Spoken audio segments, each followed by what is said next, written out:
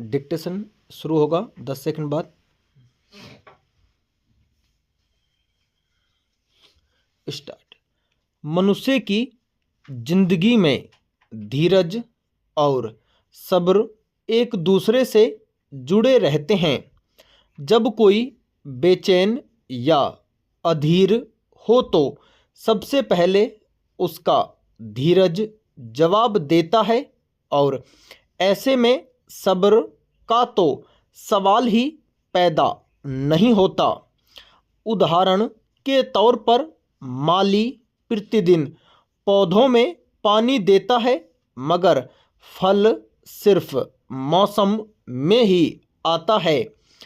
जीवन में धैर्य की भूमिका बढ़ जाती है। बीज अपने समय पर ही फलेगा।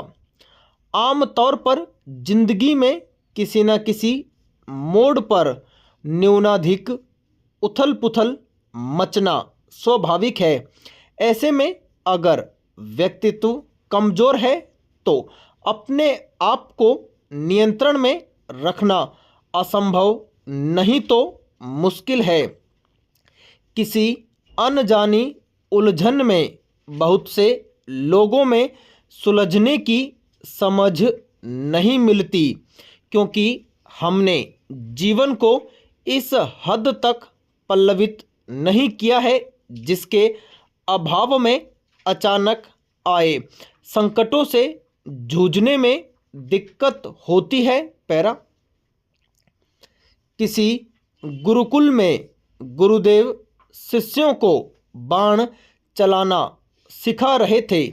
एक उत्साही शिष्य ने धनुष को इतनी जोर से खींचा कि उसके 2 टुकड़े हो गए। गुरुदेव ने शिष्य को ज्ञान दिया कि अधीरता से योग्यता का अपव्यय हो जाता है। लक्ष्य भेदने के लिए जितनी ऊर्जा की जरूरत है उससे अधिक या कम ऊर्जा के प्रयोग से लक्ष्य साधना कठिन है। हमारा जीवन धनुष की तरह है। अगर धैर्यपूर्वक ऊर्जा को धीरे धीरे संचित करने के बाद नियंत्रण के साथ इसे खर्च करने की विधि सीख ली जाए तो लक्ष्य कितनी ही दूरी पर क्यों न हो उसे भेदना असंभव नहीं है। धैर्य जीवन के लक्ष्य का द्वार खोल देता है, क्योंकि धैर्य के अतिरिक्त उस द्वार की कोई और कुंजी नहीं है। जिन पेड़ों में पतझड़ सहे हैं, बसंत उन्हीं पर आता है। संकट के समय धैर्य धारण करना ही मानो आधी लड़ाई जीत लेना है। उत्साह या असंयम कार्यफल को सही से फलित नहीं होने देता। हम परिवर्तन के फल की जल्दबाजी में धैर्य खो बैठते हैं और शीघ्र फल आकांक्षा की हड़बड़ी से ऐसे निर्णय ले बैठते हैं जिनसे भविष्य बिगड़ सकता है। जिस तरह 2 पत्थरों के आपस में रगड़ने से उनका खुरदरापन मिट जाता है, उसी तरह धीरज के साथ काम करते रहने से कार्य भी सहज हो जाते हैं। बदलते दौर में ऐसे बीज डालने की परंपरा अब खत्म हो रही है, जहां सही रास्ता सीखना, सिखाना, बताना और अपनाना दूभर हो रहा है। लोग आपाधापी में इतने मगन हो जाते हैं कि किसी निष्कर्ष की चिंता किए बगैर अपना संतुलन खोने के लिए हर समय तैयार बैठे हैं। हल्का झोंका भी बड़ी चुनौती या संतुलन को तहस नहस करने जैसा दिखता है।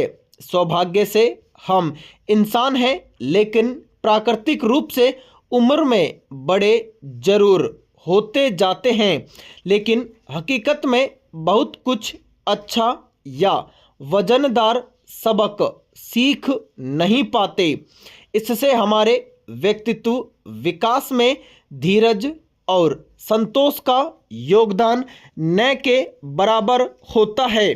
इससे व्यावहारिकता, सच्चाई, प्रतीक्षा की आदत, दूसरे की कद्र, विपरीत विचारधारा की स्वीकार्यता आदि की कमी से परिवार भाईचारा में किसी छोटे प्रतिकूल झटके में ही उथल पुथल से स्थिति असहज हो जाती है, जिससे कोहराम मचना स्वाभाविक है। यह तभी होता है जब हमारे अंदर धीरज की भट्टी नहीं सुलगती। जिंदगी सड़क सरीखी है जो कभी सीधी नहीं होती। हमारे अंदर नकारात्मक या सकारात्मक ऊर्जा रहती है।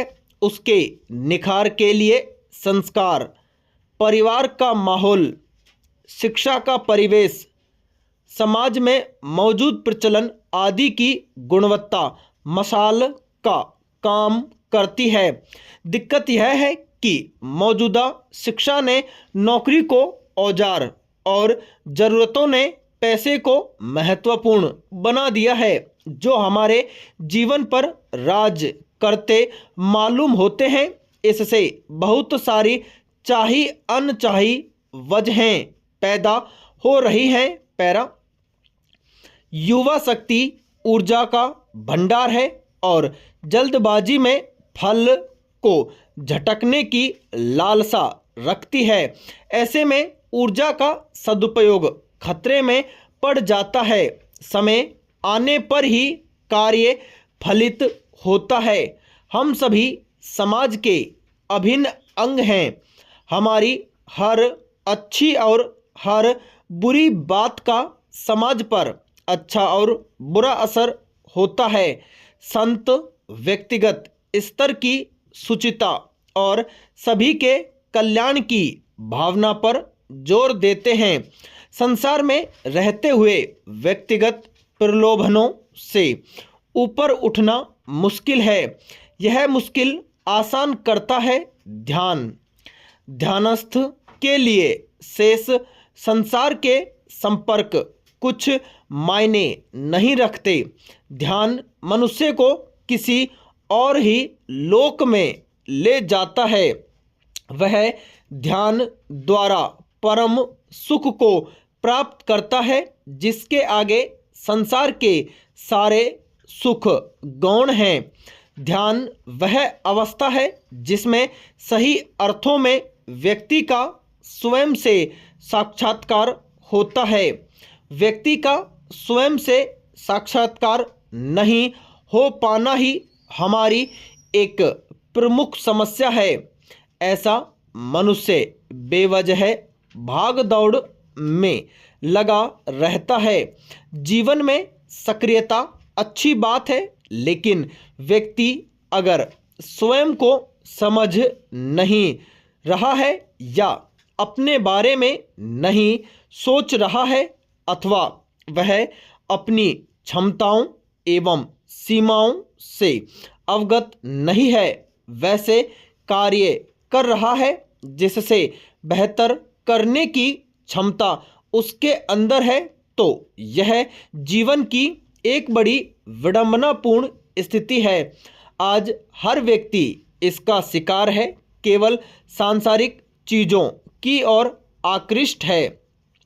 वह निजी हितों और स्वार्थों में दौड़ रहा है, अपने लाभ के लिए जायज नाजायज कार्य कर रहा है। इस तरीके से जीवन जीने वाले भ्रमित हैं। ऐसे भ्रम जीवन में एक बार प्रविष्ट होने के बाद पीछा नहीं छोड़ते। अंतिम सांस तक वे मनुष्य को घेरे रहते हैं। एक तरह से वे जीवन की तमाम सरसता को ही लील देते हैं। इन स्थितियों से मुक्ति पाने के लिए जरूरी है ध्यान की अवस्था में उतरना, स्वयं को जानने एवं स्वयं से साक्षात्कार करने के लिए हमें नए सिरे से विचार करना होगा।